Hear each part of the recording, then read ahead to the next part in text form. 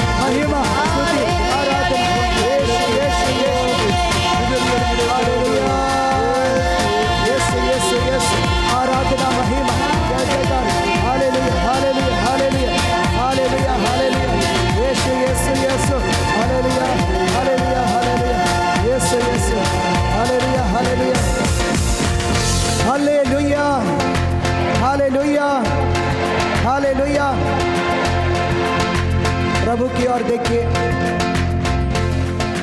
अब एक पल आपके मम्मी को याद कीजिए, एक पल उस पापा को याद कीजिए जो प्रवक्ता ग्रंथ 7:29-30 कहती है, अपने पिता का सारे दिल से आदर करना और माता की दुख को कभी नहीं भुलाना। याद रखना कि तुम्हें उनसे जन्म मिला है, उसके उपकार का बदला तुम कैसे चुका सकोगे।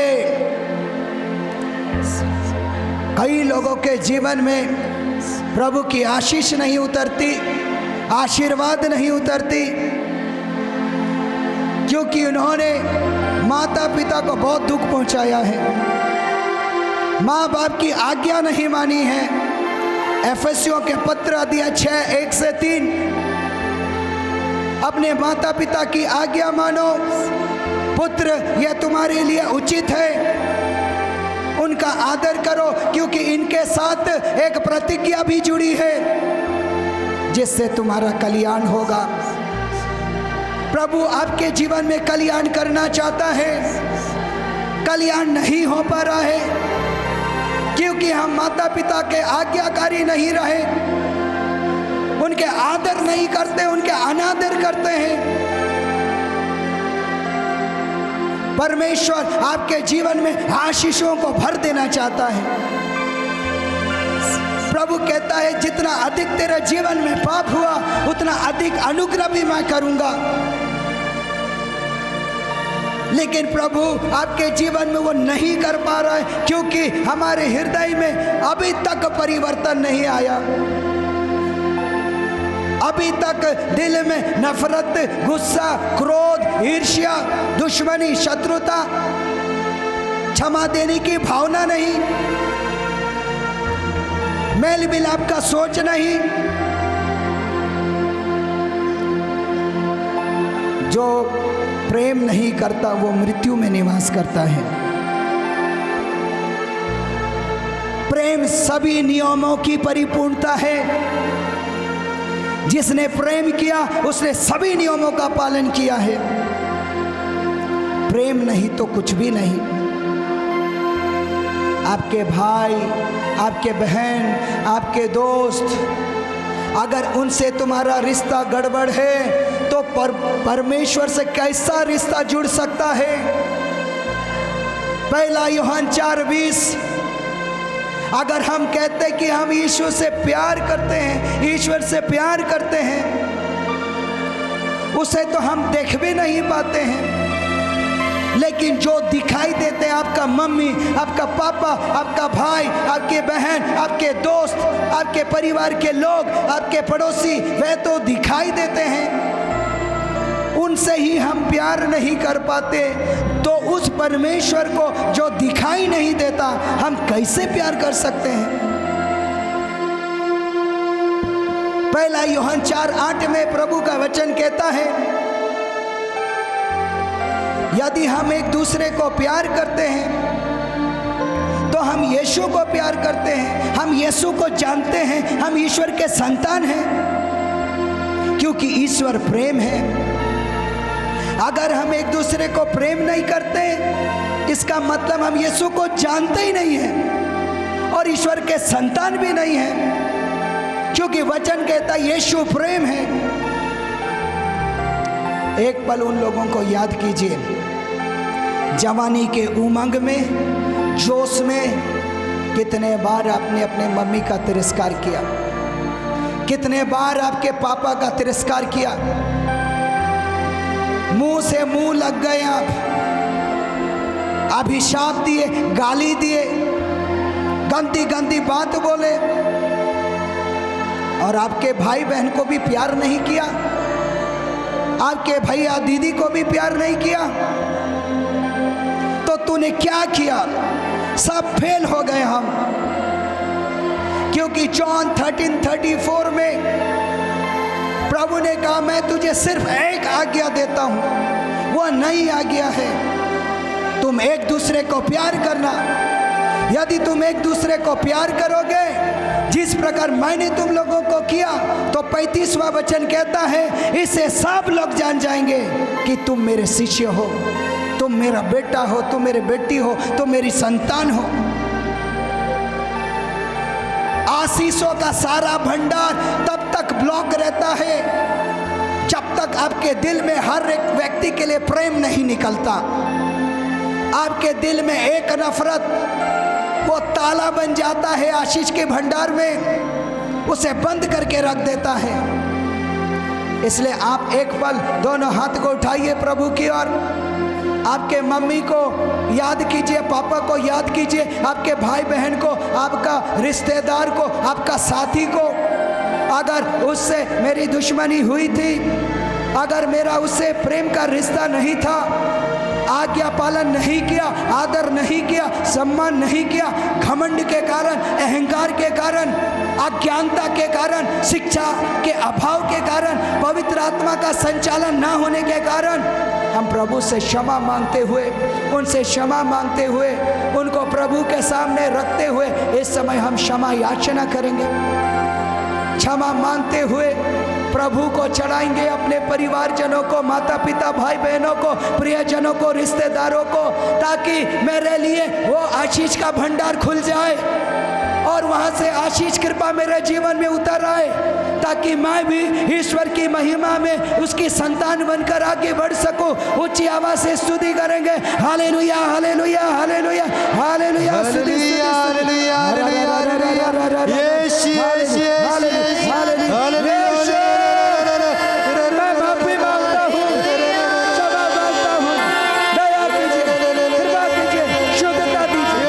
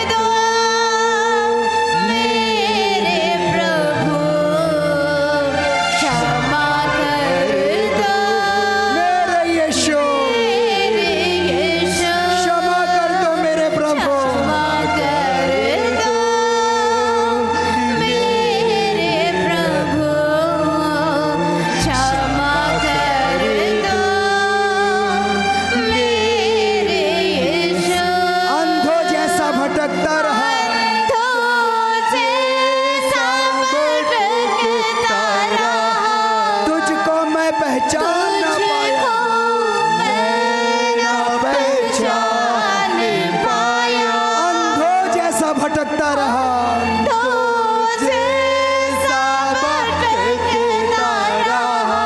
तुझको न मैं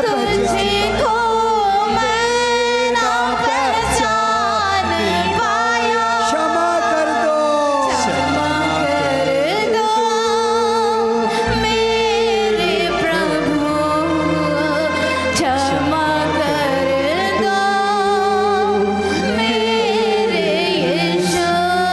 क्षमा कर दो मेरे प्रभु, क्षमा कर दो।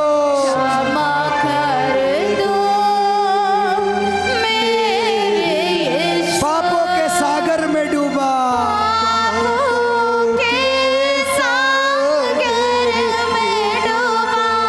संसार की माया में खोया,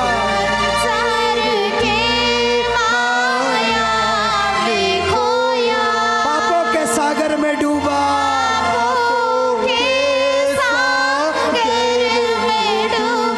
संसार की माया में खोया।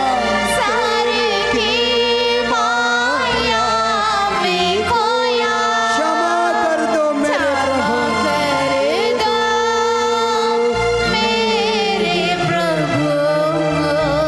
क्षमा कर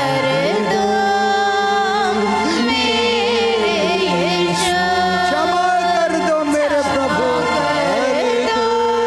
हे प्रभु क्षमा कर, क्षमा कर दे प्रभु।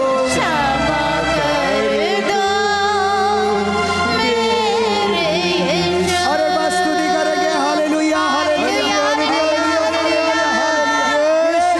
यीशु क्षमा करते, क्षमा करते यीशु, आपके बच्चों को क्षमा करते, शुद्ध करते, छुटकारा दे यीशु।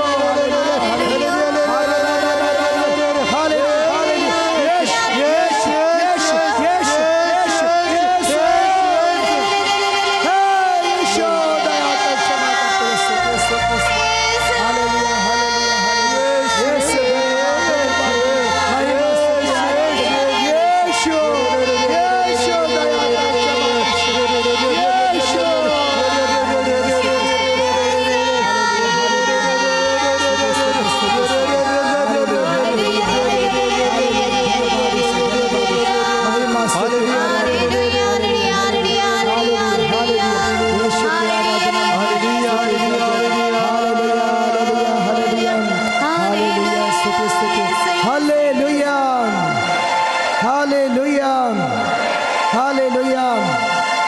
आइए हम लोग पवित्र आत्मा से भर जाने के लिए एक बार दुहाई देंगे प्रभु यीशु को। उसने वादा किया है, मैं तुम्हें अपना आत्मा दूंगा, तुझ में जीवन आ जाएगा। उस आत्मा को महसूस करने के लिए, पवित्र आत्मा के अनुभव करने के लिए हम प्रभु को दुहाई देंगे। हे प्रभु यीशु, आपने जो वादा किया है, अपने वायदे के अनुसार हम बच्चों में आपकी आत्मा को उड़ेल दीजिए। जैसे कुंवारी में पवित्र आत्मा को भेजा गया, हम जवानों में भी आपकी आत्मा उतरने पाए, क्योंकि आज हमने अपने आप को तेरे सामने कुंवारा बनाया, कुंवारी बनाया, पवित्र होकर पवित्र किया पश्चाताप के द्वारा, पाप स्वीकार के द्वारा। इसीलिए तेरी आत्मा से हमारे जीवन को संचालित कर। हे यीशु, तेरी आत्मा से हमें भर दे। तेरी महिमा, तेरी स्तुति, तेरी आराधना हो यीशु। ताली बजाकर एक बार गाएंगे, ताली बजाकर गाएंगे।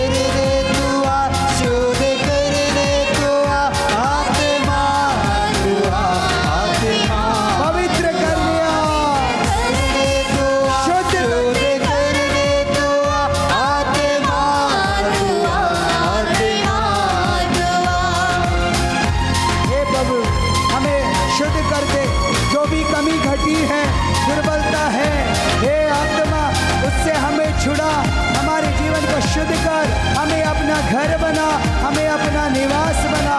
हम तुझे पुकारते हैं, हे पवित्र आत्मा मुझ में आ, मुझ में निवास कर। पवित्र आत्मा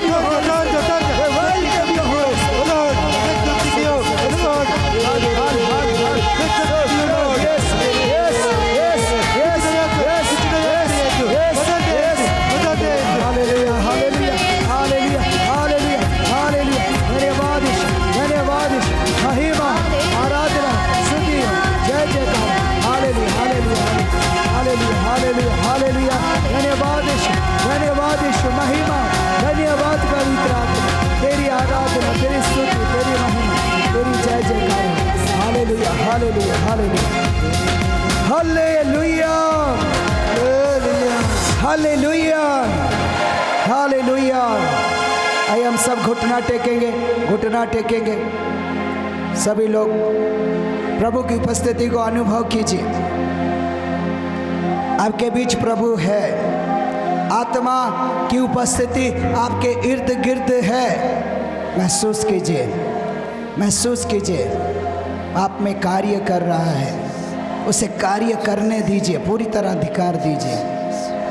आइए हम सब घुटना टेकेंगे, उसकी आशीष आशीर्वाद हमारे जीवन में उतरे। संपूर्ण प्रार्थना का जवाब हमारे जीवन में इस आशीर्वाद के द्वारा चमत्कारिक रीति से हम लोगों के हर एक जनों के जीवन में उतरने पाए।